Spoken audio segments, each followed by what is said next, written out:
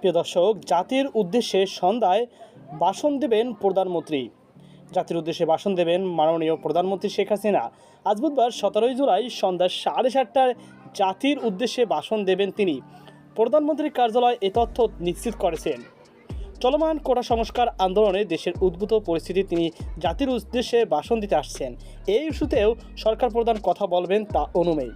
প্রসঙ্গত, প্রধানমন্ত্রীর চীন সফর নিয়ে গত রোববার আয়োজিত সংবাদ সম্মেলনে তার একটি বক্তব্যের প্রতিক্রিয়ায় উত্তপ্ত হয়ে ওঠে আন্দোলনের পরিস্থিতি। সংবাদ সম্মেলনে প্রধানমন্ত্রী শেখ হাসিনা বলেন, মুক্তিযোদ্ধার নাতিপুতিরা কোটা পাবে না তো কি রাজাকারের নাতিরা পাবে? বিচিত্র আমাদের দেশ, বিচিত্র আমাদের মানসিকতা বলেও মন্তব্য করেন প্রধানমন্ত্রী শেখ হাসিনা।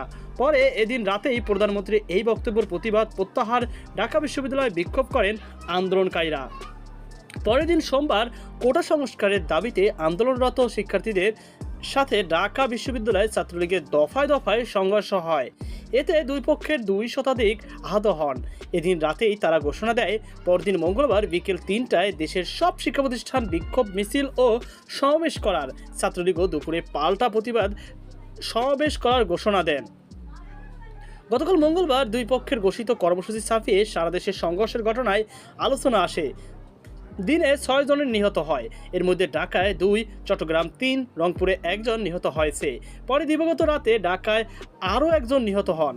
সৃষ্ট হয় এই পরিস্থিতিতে বিভিন্ন বিশ্ববিদ্যালয় হল থেকে কোটা পক্ষের ছাত্রলীগের নেতাকর্মীদের হল থেকে বের করে দিয়েছে সাধারণ শিক্ষার্থীরা। পাশাপাশি তাদের দাবির প্রেক্ষিতে ঢাকা বিশ্ববিদ্যালয়ের বিভিন্ন হল ছাত্র রাজনীতি নিষিদ্ধ ঘোষণা করেছেন প্রবেস্ট।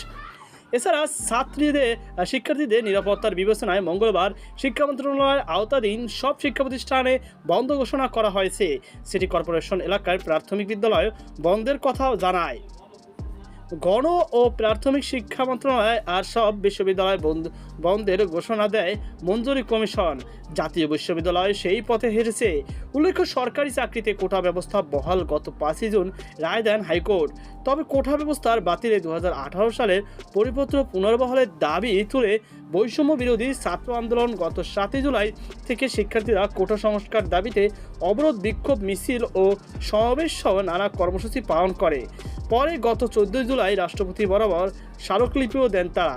গত 10 জুলাই হাইকোর্টের রায়ের উপর 1 মাসের স্থিতাবস্থায় দিয়েছেন আপিল বিভাগ।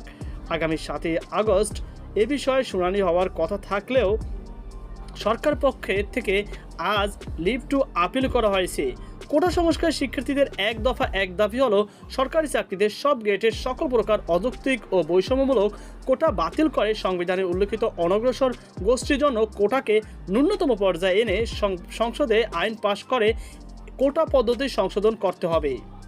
তো প্রিয় দর্শক, আশা করি আপনারা বুঝতে পেরেছেন। তো এই ছিল আমাদের সর্বশেষ আপডেট। সকল বাংলা থাকুন। আল্লাহ হাফেজ।